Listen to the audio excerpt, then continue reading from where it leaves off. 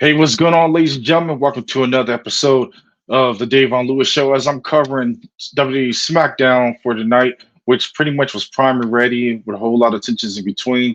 You couldn't ask for anything better, as we had so many phenomenal matches on the card. We had Mi Chan taking on Tiffany Stratton.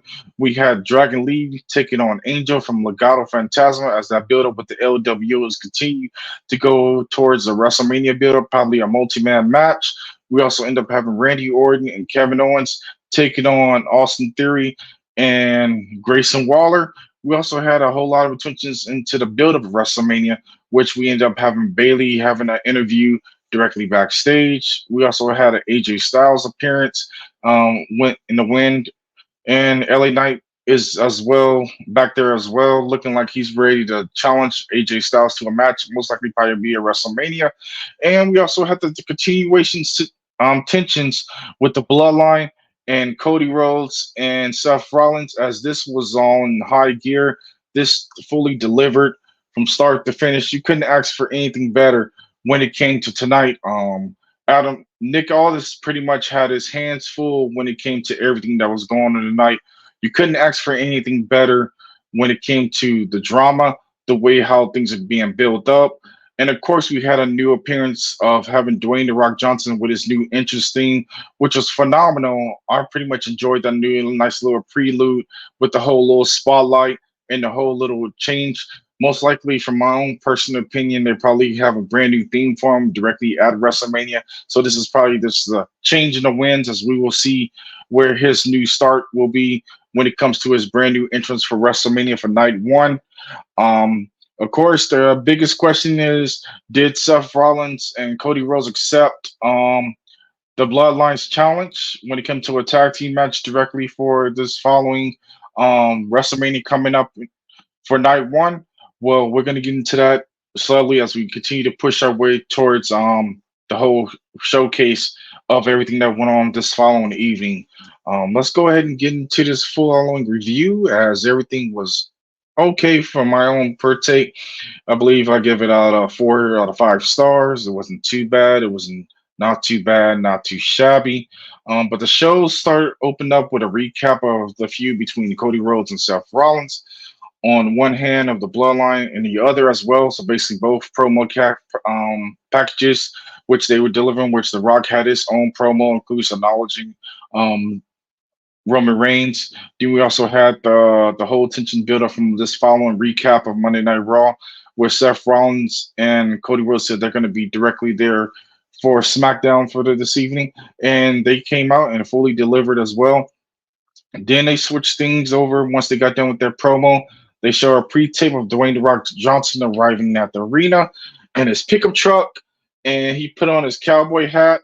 And as he advanced towards the arena, then they show footage of Roman Reigns and Paul Heyman walking down the hallway. Follow up with the footage of Cody Rhodes and Seth Rollins being met in the hallway by Nick Aldis and a security detail, and of course escorting them to their situation from there.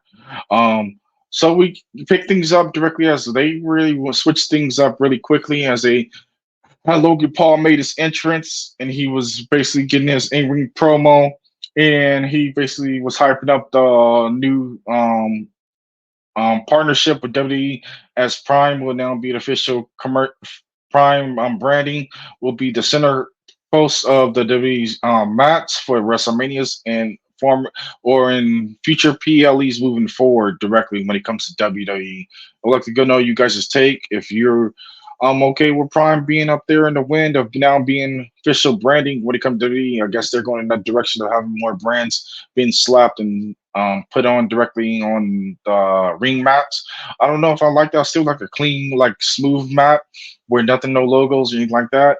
But we shall see how this turns out with the whole new Prime setup as they get everything into gear.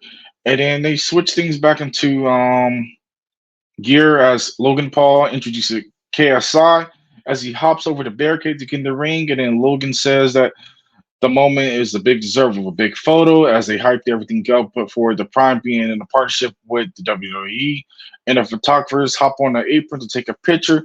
Then Randy Orton's theme pops, and then of course the crowd gets fully invested in, full into it. And they're looking all over trying to see where he is, but he's nowhere to be seen.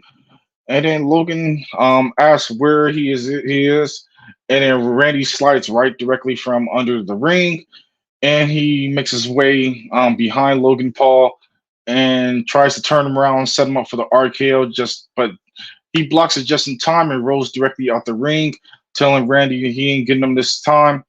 And of course, KSI still wasn't fast enough to avail it. He's still directly in the ring. He's looking kind of shocked because he realizes he sees Logan Paul on the outside, and Randy's just smiling away, knowing like he has his victim right there, prime and ready. As he turned KSI around, who's holding the prime bottle, and he KO'd him and sent him down to the mat and sent him unconscious from there. Um, then from the post after that whole segment, Randy Orton picks up a bottle of the prime.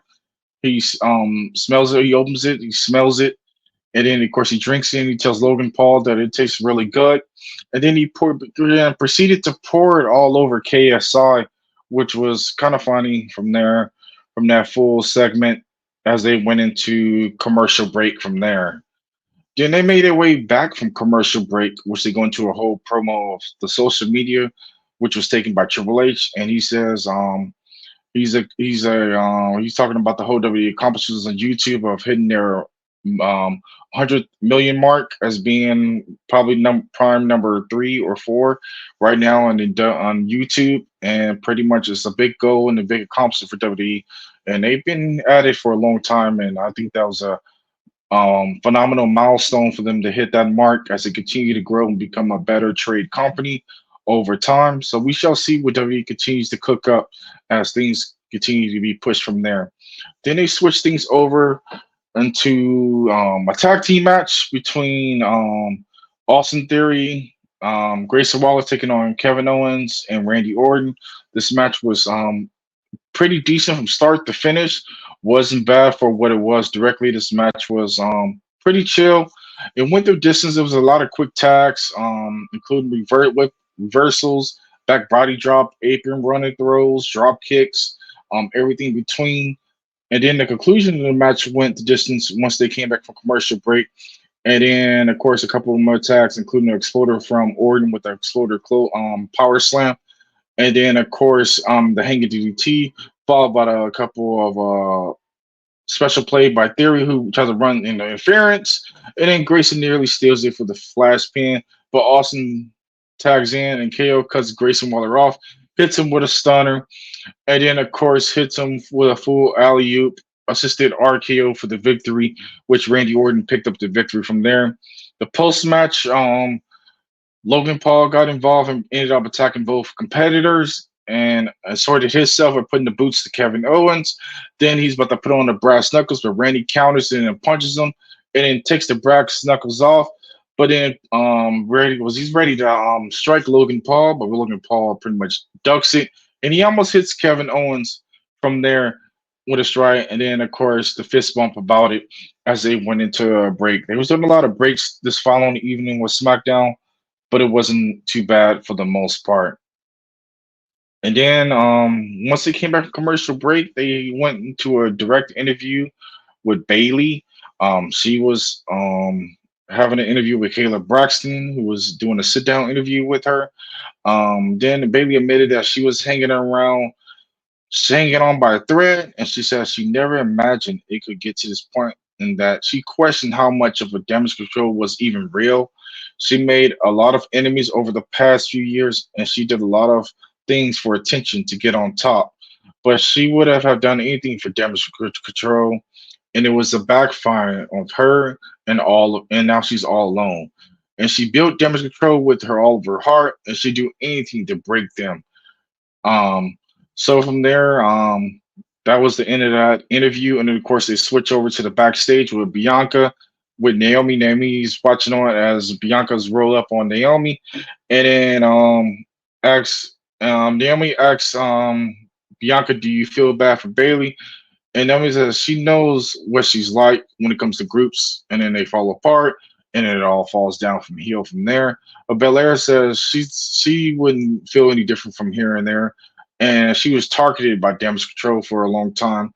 but Naomi doesn't budge. So Baylor says, "Good luck with that. If you're thinking about helping out Bailey," and then they switch things over to back to the ringside to get ready for the next following match. It was Bobby Lashley making his entrance as they send it to break. Once they came back from break, from there, the security detail was outside. They were showing the backstage outside the door of the Bloodline door, making sure that everything was all cool and calm and collected from there. And then they got things underway for the Bobby Lashley match. But this one was rent the distance from my own hot take. It was annihilation of Pharaoh and his carrying. Of course, we had Scarlett there as well as a couple of distractions, a couple of ins and outs. Of course, chain wrestling, a couple of hard hitting clotheslines and punches back and forth. And then, of course, a couple of near falls from there. But this match ended up being on no contest as AOP got themselves involved. And then, of course, from that whole situation, as they were beating down Bobby Lashley, the Street Profits made their way down and they all went into a all-out brawl between both factions, going back and forth with a continuous brawl back and forth. Street Profits were getting the momentum for a little bit, but AOP continued to take control of everything. And then Bobby Lashley was setting up to do the Hurt Lock, but things went from higher from there as Scarlett got involved. And then we saw B5 made her way over to the ringside as well, and then chased off Scarlett from doing more harm. Then from there, Bobby Lashley was about to get back to work as he's putting on the Hurt Lock, and then AOP got involved and took advantage of the 3-on-1 beatdown, and then took out the Profits as well as the things were looking not too good when it comes to the new faction, the Pride, as they were all still getting battered and bruised and getting beat down. As the final testament is looking standing not only strong but also standing strong and firm as they continue to look dominant, as they continue to be a strong faction each and every single week as they continue to showcase himself and continue to be better for the long call from there. Um, this feud can go any direction, but I think this probably may set up for them to probably go at it either probably in the next couple of weeks, or maybe they may even get on the pre-show for WrestleMania, which will have the Final Testament versus the Pride, which I don't see nothing wrong with that being set up directly from there.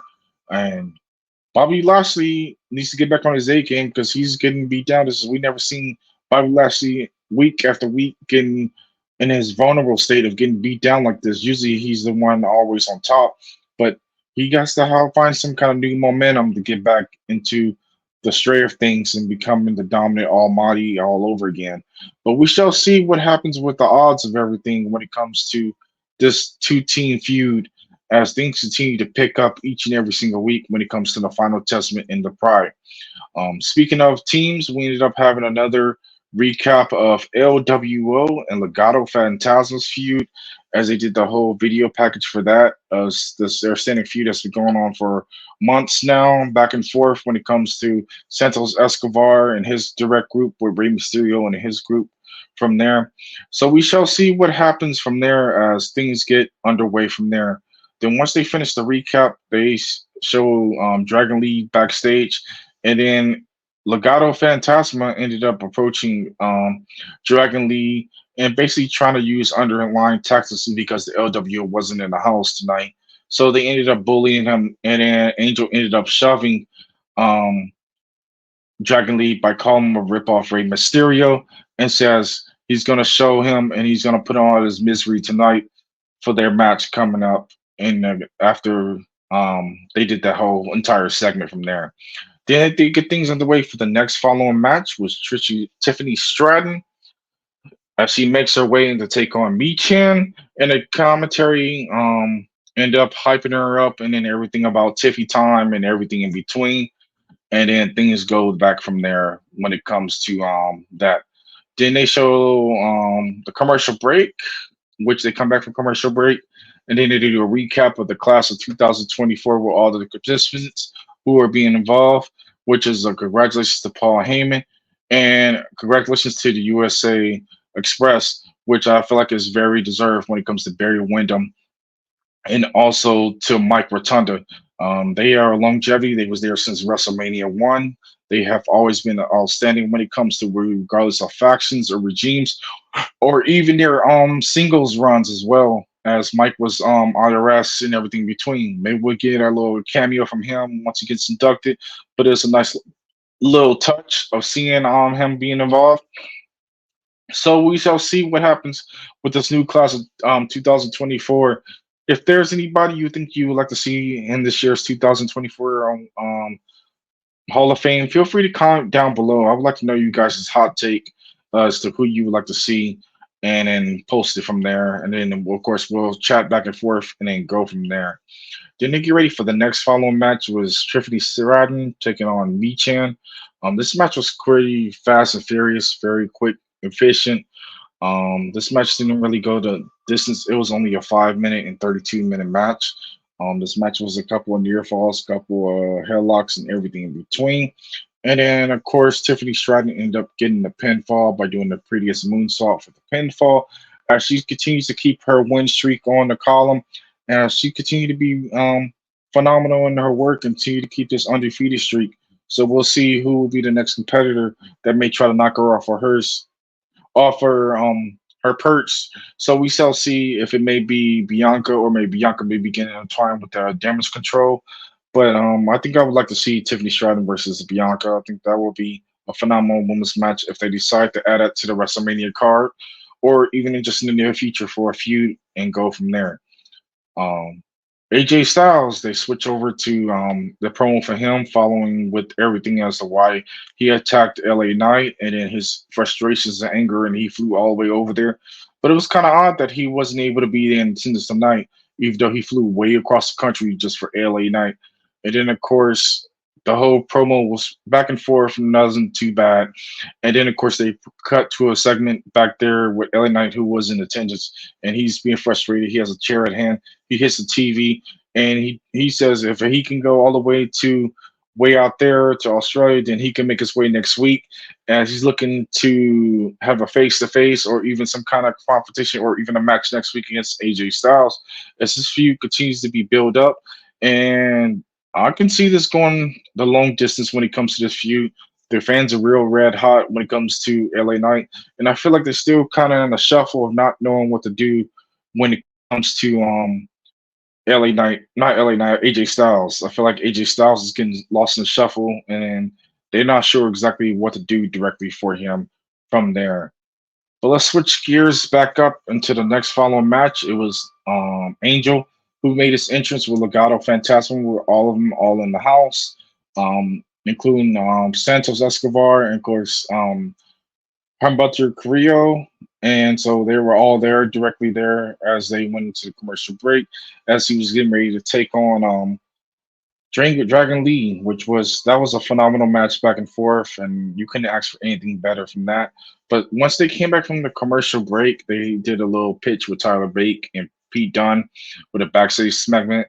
And Tyler Bate was playing WWE 2K24, like most of us who have been playing all this week. As myself, I've been playing early access, but of course, working in between and keeping busy. Been playing periodically when I can, but I know you guys have been taking advantage of it, all of the different things that have been going on with W2K24, including the showcases and everything that's been going on in between. So you can't ask for anything better when it comes to that. But leading up to that, Butch basically was saying we should be doing some reps or something, not sitting here playing video games, and we should be trying to get in a hunt for the tag team title match. And so Tyler Bate said, "Yeah, I think we should." So he said he gave the remote to Pete Dunne, and he said he's going to talk to Nick Aldis and go from there directly. As once then we pan to the camera of showing Tyler Pete Dunne playing the W2K24. Then they pan back directly to the ring as Dragon Lee was making his entrance, which was a phenomenal entrance. I love Dragon Lee's entrance, the way how they have done the whole graphic and everything with the whole smoke with the dragon and everything like that. And he pops his way directly out from there as he got things underway. First match against Angel from Legado Fantasma. This match went the distance, was pretty decent. It was an 8 minute and 35-second match. It went the full longevity, back and forth, in between moves, transitional moves, suplexes, hurricanranas. Angel Garza played a little moment where he faked tweaking his knee through the match, and then he took advantage of Dragon Lee from there. And things really got into high gear from there as things really just really fully picked up from there as things really got into full gear, including flying forearms, including a trio world double stomp by Dragon Lee to Angel Garza, and of course, including a couple of pop-ups, reversals into Hurricanranas. They really deliver. I feel like this match should have been a little bit longer, but of course, they had to leave more room for the main event promo between The Rock, Roman Reigns, and Cody Rhodes and Seth Rollins. But this match fully went the distance as Dragon Lee picked up the victory with a Hurricanrana corkscrew pinfall, and from there, the post down beatdown as Legato took advantage of the beatdown and took out Dragon Lee and was standing tall and victorious because the LWO wasn't there to save him. So things were picking up as Santos says he's disappointed and he can't wait to see Rey Mysterio next week and he's going to finish it and go from there. Then we cut to a backstage promo with Damage Control, who is backstage, which Dakota Kai claims that she's not Bailey, but was always the brains. And Kairi Sane and Octa said if she was so smart, she'd have seen it coming. And Io Sky says Bailey was never part of the vision. It's been her era since day one. And then, of course, that feud is going to continue to be hot to see what happens and who will Bailey come to assist her in the long run against this fight against Damage Control, as she was ousted out directly from this big time feud when it comes to these ladies. These ladies are at full strength, kind of dominant right now. So I wonder who Bailey would have as in the win to help her out and get things underway from there. Then we push things over to Nick Aldis. He heads over towards the Cody Rhodes' door with the security, and he goes knocking on the door and tries to tug on the door because he's wondering why the door is locked. And then the security notifies the GM that they left and they were gone. And then Nick Aldis said, "Come on, guys," and then they went to commercial break and came back from there. Once they came back from commercial break, the Bloodline made their entrance. Roman Reigns came on through. Of course, did his normal stick up and the whole thing, raising the title, everything in between with the Bloodline. And then Dwayne Rock Johnson made his entrance, which was phenomenal. I can say I'm not hot take. It was a nice prelude how they set that whole up with the lights go blackout with the whole lightning bolts and everything. You see a silhouette of the Brahma Bull, and then of course the spotlights directly there on the Rock. So most likely they're probably building up to having him with a brand new theme from there. But I like that whole little setup. I enjoyed the whole entire entrance.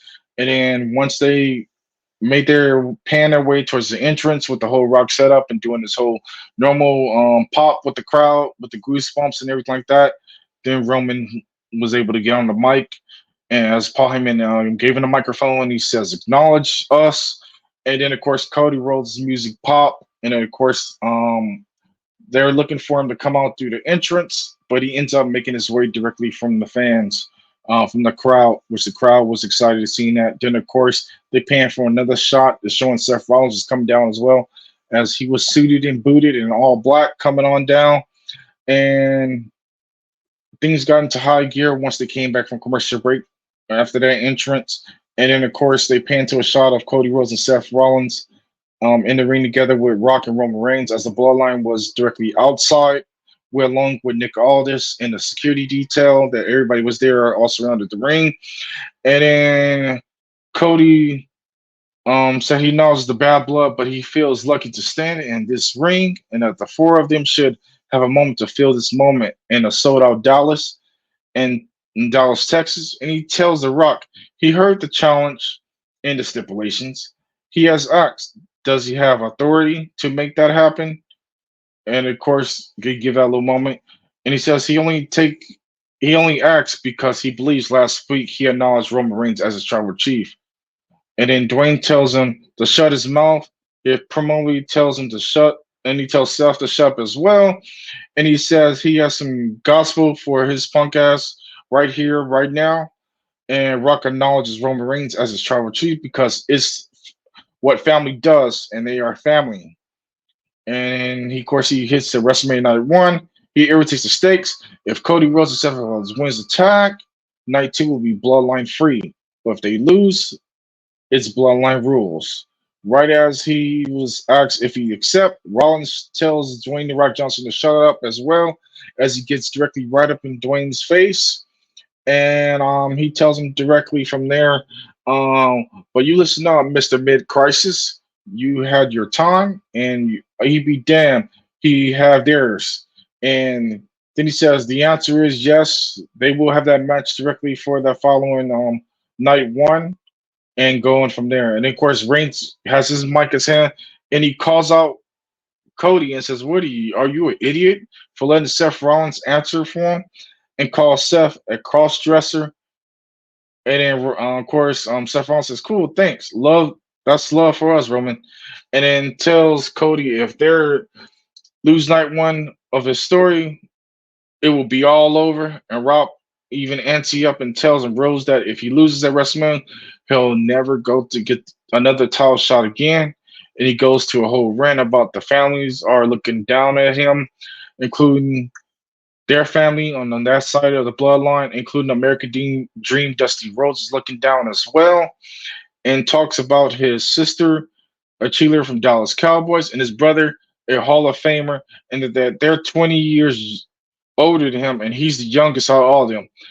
And then, of course, The Rock says, "Is that because you're a mistake?" And of course, Cody ended up slapping him across the face, and Roman puts his hands on his cousin's shoulder as they end up going off the air directly from there. I haven't gotten to the full details of what happened afterwards, if they decide to air anything afterwards, but the build-up is looking nice. But of course, that ending was kind of like cut short. It kind of threw a lot of people off. From my own take, from my personal opinion, they could have went a little bit longer. If they have the money, they have the airtime with Fox, let it go, run a little bit longer so we can see what happens from there. And then just let the semi brawl break out, or at least have the security break them up, and then go from there as both teams go off and then their own little separate areas, and then go off the air from there. But all the while, this whole entire pay per view was pretty decent. It wasn't not pay per view, but SmackDown was pretty decent from start to finish. Couldn't ask for anything better when it came to night. If you were highly invested and enjoyed tonight, I'd like to know from you guys as a hot take. But I appreciate you guys coming through. Comment down below, like, comment, subscribe, and I'll see you guys in the next one. All the while, you guys be safe and be blessed. Peace.